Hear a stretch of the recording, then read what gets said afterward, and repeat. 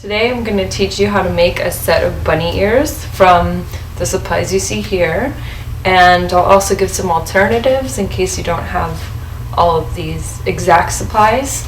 You are going to want either a glue gun or some sewing materials, needle and thread, and something to color the fabric with if it's not the fur color that you want. So I have a few different types of coloring techniques. There's a acrylic paint and some fabric marker.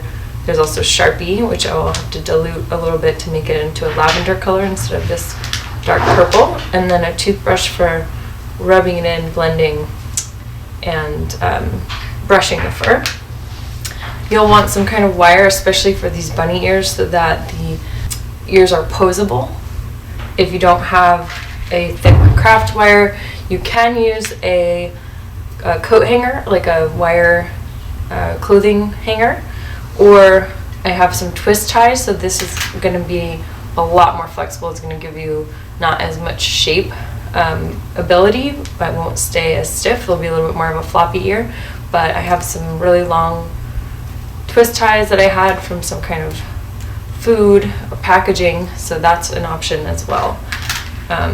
Don't want to have you go out and get too many new materials in these quarantine times, so going to try and improvise a little bit. And there are some different embellishments you can do. This is just a standard rhinestone. These are very pretty, and you would use an E6000 or some other very strong glue for that. If you did just want to use the hot glue gun, I recommend just a regular sequin or some kind of embellished fabric for the inner ear. And then you'll want some kind of clip to adhere the ear to your scalp or wig, and these little clips work well. You can also use a headband, depends on what you like. I like to have the ears separate and kind of clip them into a headband or into the wig, but if you wanted to do them on a thin headband, you can get a wire headband or just any old headband you have around your house. You could also use like a ribbon and then tie the ribbon in the back of your head. That's another way. Again, with bunny ears, are a bit floppier and bigger, so you probably want something with a bit more structure. So we can either use the wire to make a base or use a headband that's a little bit thicker. You will want some standard craft materials, a very sharp scissor for cutting the fur, some pliers for working with the wire. If you have a thicker wire like this, you're going to want to make sure you are able to loop around the ends so it doesn't poke. Wire clippers for cutting to size. You will ruin your scissors if you use them on wire. Also, the insides of these actually have a way to clip wire, so some pliers already have that in there. You'll see there's like a sharp edge right in that middle part, so if you put the wire right there, that will clip it. And so then you don't need these. These are really good for like really thick, like a floral wire, like a wire that you see on like the fake florals on the end, so maybe a bit overkill for this, but I like to have those on hand as well. In terms of foam, this is for the structure, the inside part of the ear. Some people use, in cosplay world, there's a material called Warbla. It's a thermoplastic, but assuming that you don't have access to that right now, a thicker craft foam will do.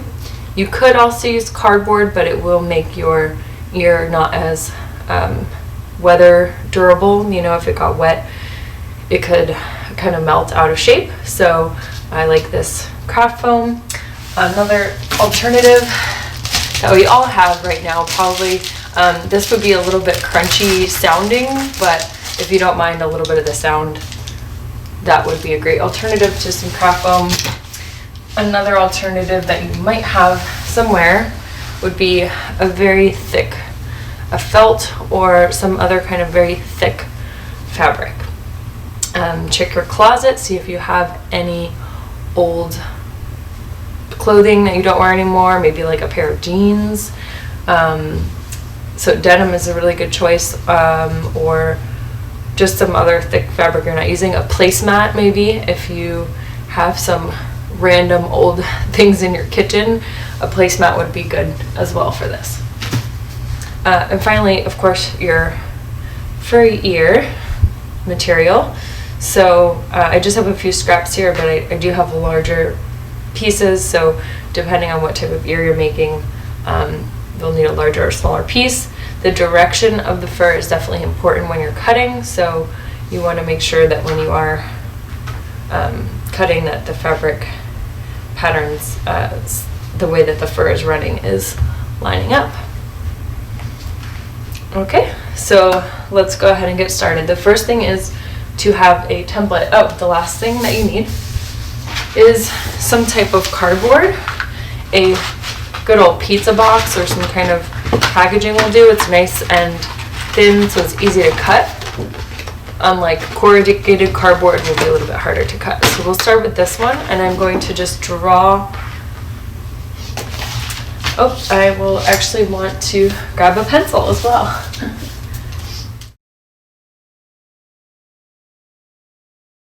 So you can draw out any kind of ear shape that you'd like.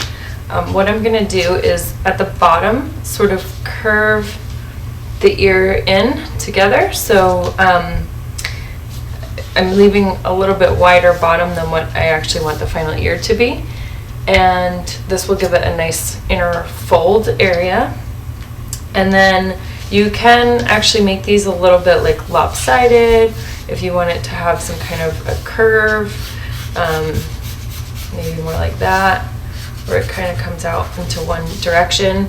Either way, you're going to make 2 of these, and then you're going to make 4 different pieces of fur and 1 piece of foam, 2 pieces of foam rather, for each. So this is just your starting template. Whatever you use, you're going to use it a number of times. Experiment, try a few different ways, and see what comes out the best. Here are my little tiny snipping shears. If you use your good fabric scissors on paper, they will dull over time.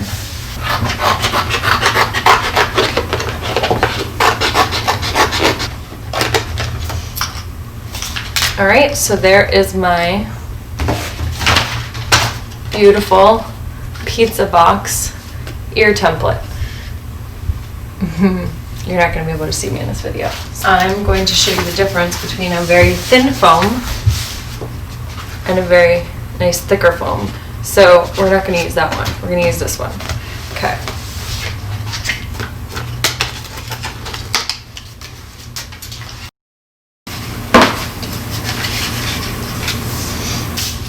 All right, I pulled out a Sharpie so you'll be able to see what I'm doing.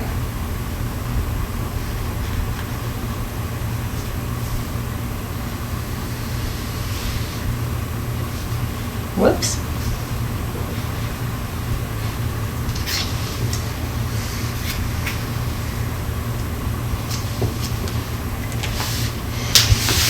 Okay, this becomes this. Now, to cut 2, I can do this.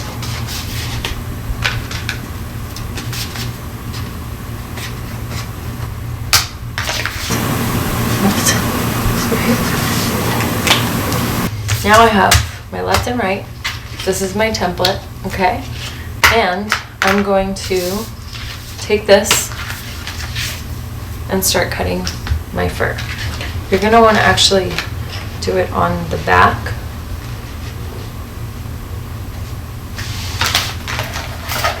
Once again, I'll use my Sharpie just so that you're able to see it better. Remember to flip it over so you make the other side.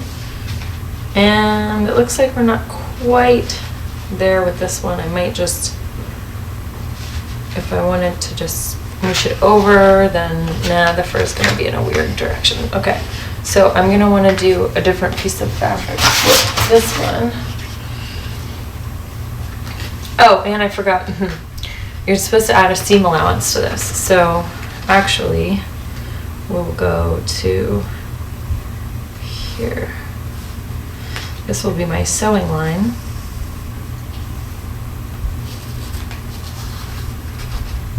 And then my seam allowance will actually go just a little bit bigger.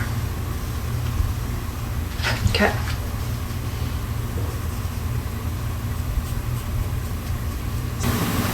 I can make it work.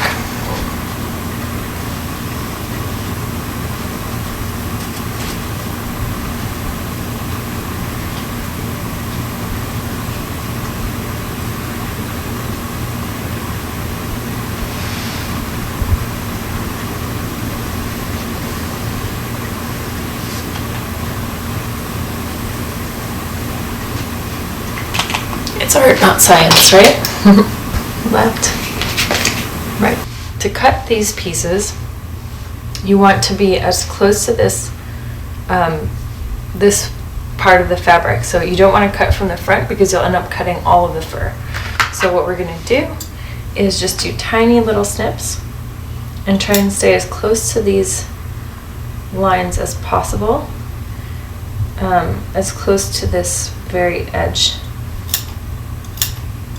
Little snips. If you had an X-Acto knife, like a very, very sharp craft razor, you could use that instead. Again, assuming this is not too many very specific supplies, so we're gonna just do a nice sharp scissor. When you separate out, you'll know that you did a good job if you don't get too much of this.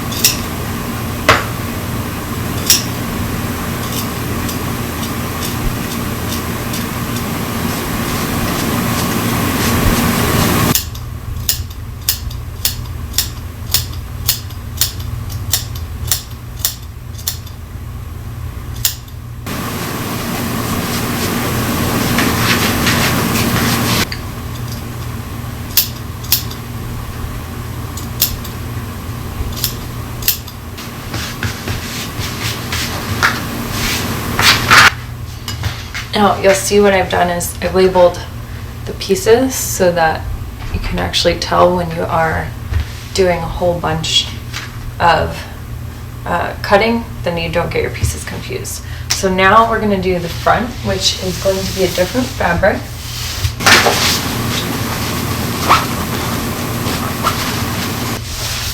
I think that what I actually want to do is like a little bit of this with a little bit of that. And then I'm going to add something like these, maybe around the outside. We also have the ability to color the fur, and so the actual final fur,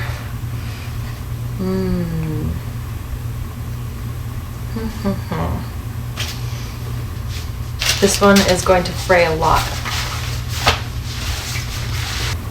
Yeah, that's going to be really nice. Okay. So, pulling the template back.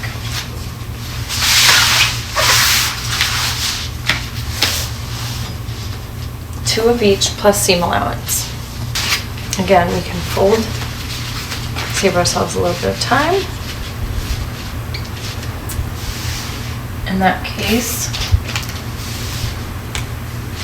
and this fabric sort of has a right side and a wrong side. It's very hard to tell.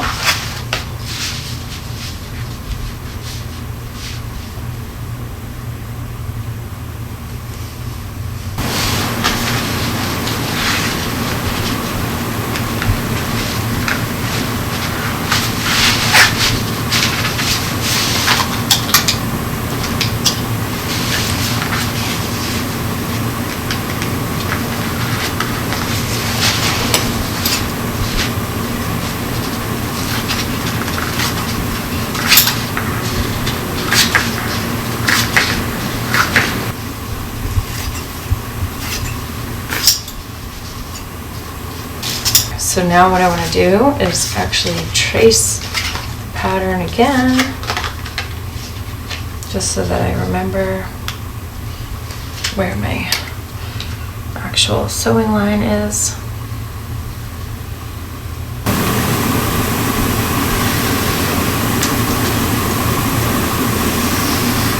Okay, so now we've got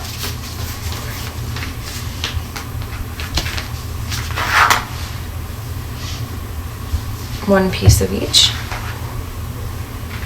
Back side, that goes with the right.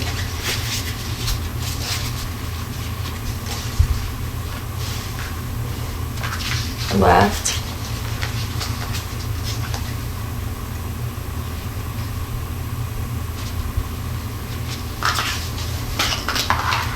Okay?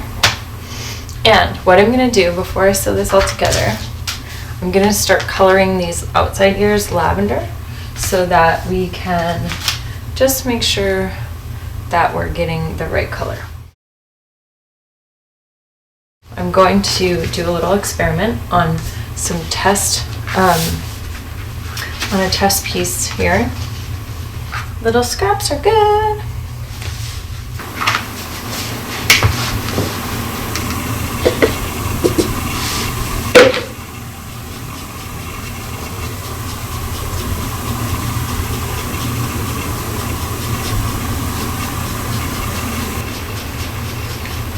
Okay, that's looking pretty good on that one. So I am going to start coloring.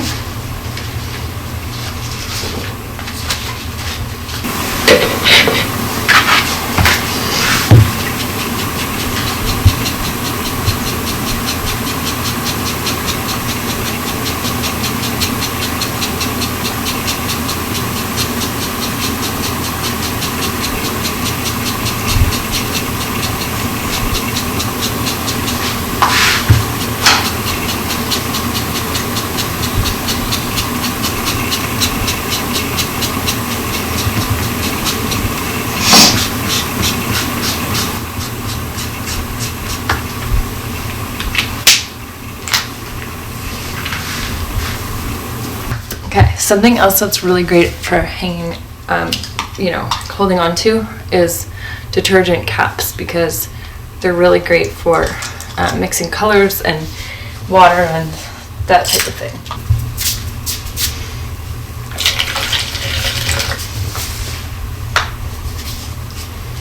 Okay, so you can always add more water. I'm going to put a little bit of this. Ooh, it's really pretty. And then I have some old brushes.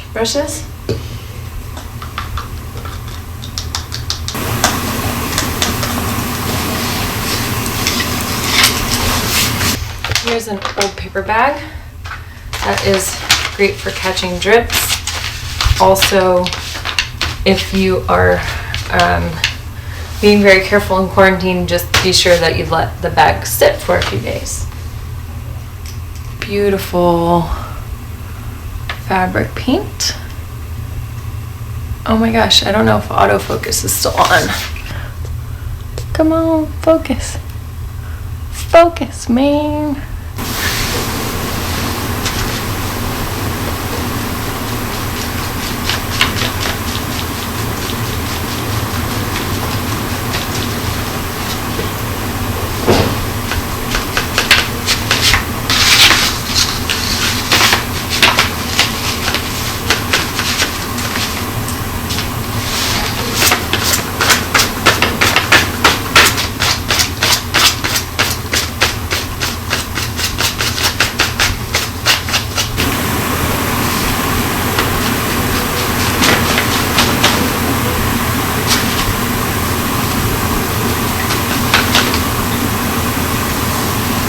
Bit more pink than I wanted. Metallic plum.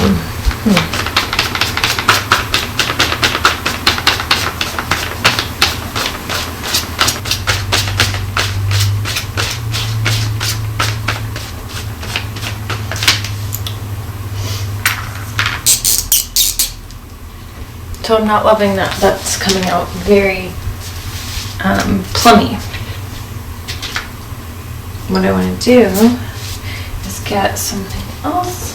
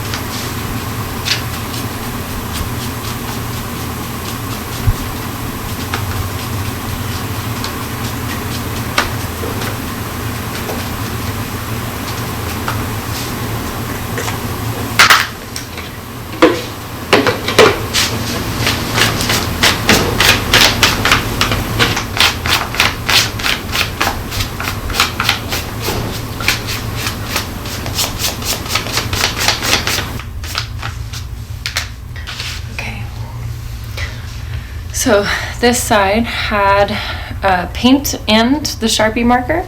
This side was only the Sharpie marker. And since we want it to be a bit more lavender than pink, which it feels like this side kind of is, I'm going to go grab a blue, which will counteract some of that pink.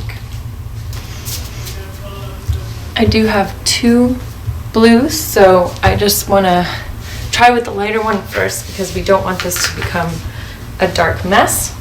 And again, what I'm going to do is just take this, dip it into my water, and then I'm going to start just very, very lightly trying to add in some more blue tones.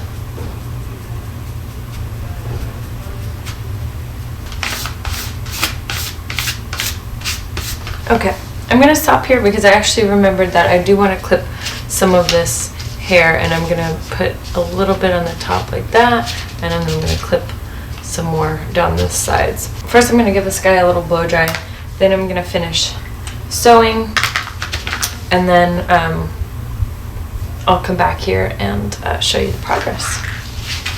Okay, so blow drying was actually pretty good results there. So I am leaving the outside edges just a little bit lighter for contrast. When you start to wrap around the ear, that's the part that will be the highlight.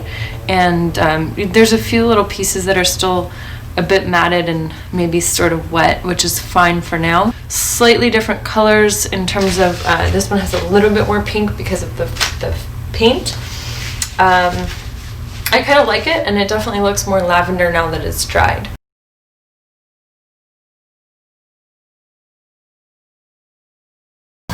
Back to our main pieces here. The ultimate assembly will go like this. We want to add a wire so that they are bendable and closable. I have some wire, and I've bent these guys into about the right shape. What you want to do is cut a length of wire with your clippers, and then take the ends of the wire and turn them around. So this is really soft and it won't hurt you in any way. You can totally, touch this, and I don't like having a point on the end, so I use one full length of wire and sort of bend it into the shape. Now I would bend it into the foam shape, and to do that, simply, in this case, bend right up here. This one I can actually bend with my fingers. I'm going to bend it actually just slightly smaller than the green piece, the foam, because we are going to wrap the fur around it, maybe a little more than that. Now if you want some help while you're bending, this will give you a nice sharp edge right there. You can definitely use some wire you find around the house. Picture hanging wire will be fine. Okay, that's kind of that curve. And then this one I'm just going to do a little bit further down, kind of go right around here. Okay, so I've got a nice shape there. Your wire should lay nicely up against the edge. There shouldn't be wire like hanging off the edge. This will make it harder for you to glue. If you need to make any adjustments in terms of the curve so that it stays nicely flat while you glue it, then do so now. You should be able to pretty much see that the wire lays on its own without too much bending onto that template. So what I'm going to suggest at this point is to take your piece of foam. You should have just enough seam allowance to actually get this fabric wrapped around this is not quite enough seam allowance. So what I'm going to do is I'm going to cut a bigger piece of this fabric. The fabric is not a, it's like a very fraying fabric, so forget those pieces.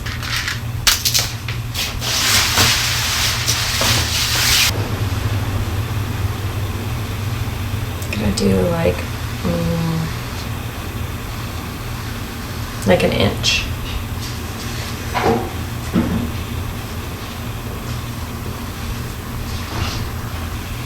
Okay, and what we're going to want to do is to, basically we're going to be folding over, and so the corners might be a little bit tricky, so what you're going to do is notch them right around here. But we're going to do as much of that as we can. Maybe we'll add a little notch, maybe a notch the other side, same deal.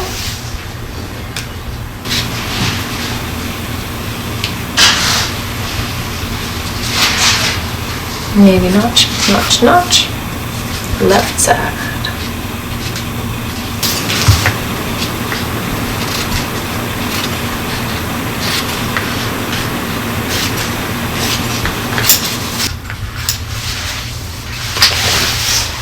Notch, notch. And while this is going, I need to plug in my glue gun.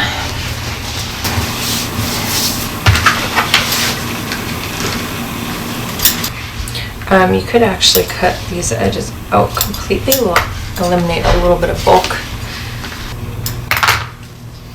Okay, notched pieces. Once again, handy dandy, left and right.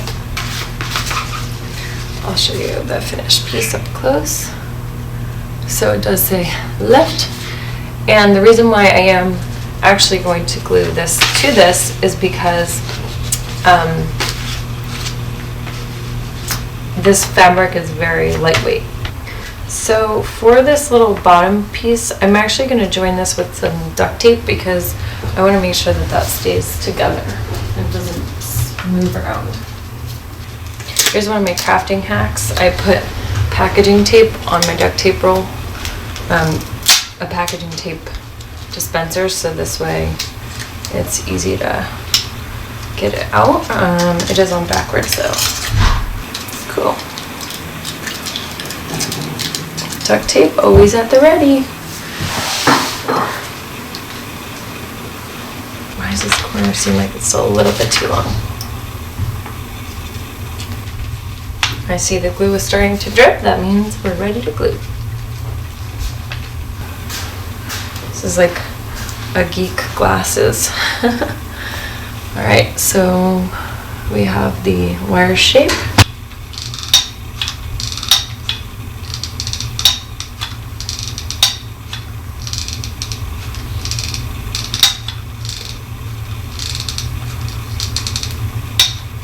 And this is where I start doing a little prayer and say, I hope this all works out. I really, really do. Since I have some hot glue, I can pull that piece up and push it down. And just be careful when you're pushing down. It is hot glue. And this will actually hold the wire on much better. So you can already tell that this is a very strong shape. It's holding really nicely. It's pulled tight. See how nice that edge is. Looking good.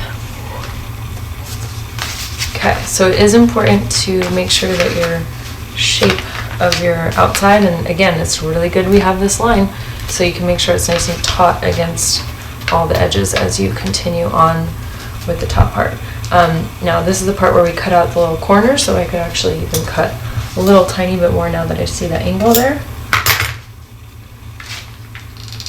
And then I'm going to just go a little bit over this corner and on top of the wire.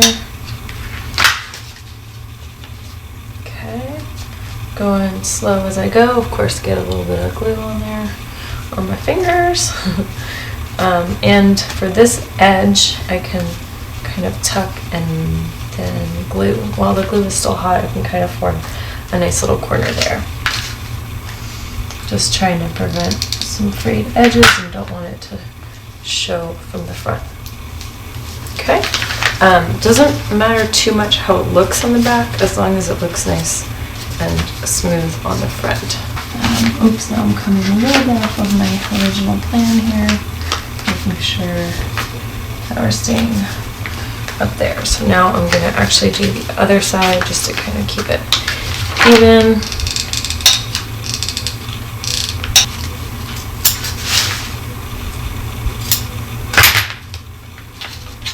Fold it in, and I'll just put a little dab of glue there.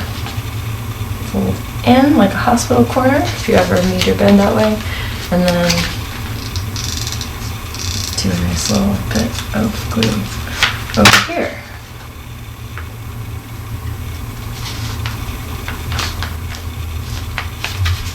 And just like that, we're out of one of our glue sticks. Put the other one in.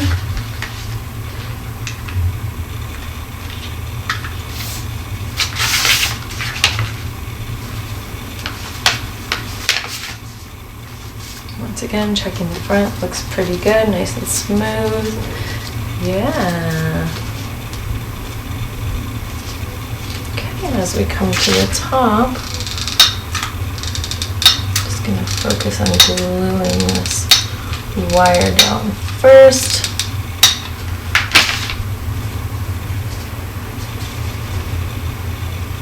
And then using the fabric to pull it in, and then as you can see around the curve we're kind of getting some ridges here.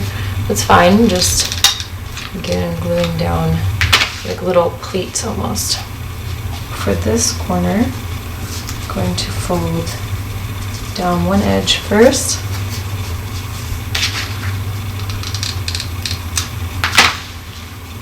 Just folding it pretty much straight down so that that raw edge is just behind and under the other side. Here, I'm just going to show a quick close-up. That's how it's looking right now. And then I fold one side down, like so. Continue to glue the fabric to the foam. Put a little glue right where that first one is. Also put some glue on the fabric itself so that you can push this edge down, and then see where you end up here. You might, in this case I'm kind of over the other side, so I'm going to clip a little bit off before I fully glue it down.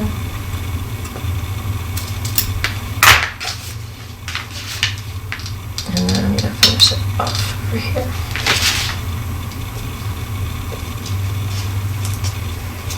Okay, so that is looking good from the front. Okay, now we know that this has wire in it, so it can do stuff like this, which is our ultimate shape. Very cute. I'm going to bend it back real quick just so that we can continue to get this baby onto the fur. Now, you can see that this is already looking pretty cute. We are going to now take this raw edge and to start to glue this around into that front side. So the trick that I found to making this seam disappear is to sort of smoosh a little bit of extra fur into the glue as you go around, so that this, you know, raw edge of the fur is not going to show. I do have a little bit of extra on the bottom, so I am going to do the same thing on the bottom, but we don't need a lot of extra bulk on the bottom. In fact, I might actually just glue the bottom as is. There's no like black showing or anything, so I'm just going to glue the bottom there, leaving the wire more free. That edge is actually nice and finished off. We'll have a slightly taller little white tip up here, which I think is going to look really cute. And then We'll have the bottom, I'm not going to glue it right now, just so that we figure out how we want to attach. So if I want to do a clip, or if I want to do some other form of attachment, the headband, I'm going to start from the top, aligning the bottom edge, putting a big glob of glue, and just squeezing them together. And just being very careful, because if you get glue anywhere on the fur, it will stay there. That's what you're gonna get. So try not to get glue anywhere you don't need to in this part.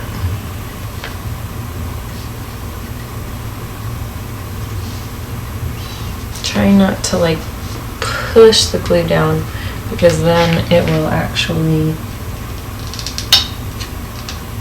blob out. But just knowing you need it.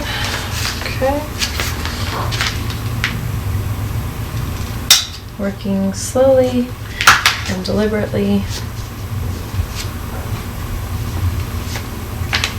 And then any parts where the glue does blob out, you just make sure that you're pushing those little furry pieces in there. Okay, I actually need a little bit more globbing, and my glue ran out again. So this is glue number 3 for one ear. That's a lot of glue. Once it's a little bit cooled, kind of pushing it. That works better.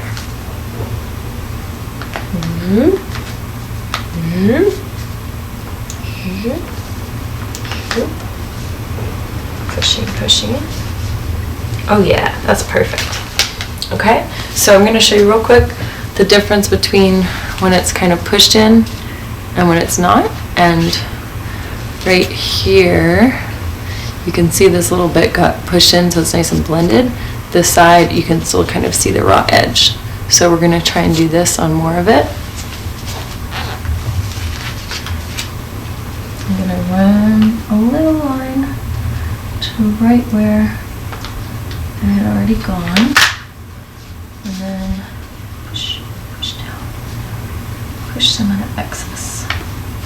Okay, a little bit more here on the top. Just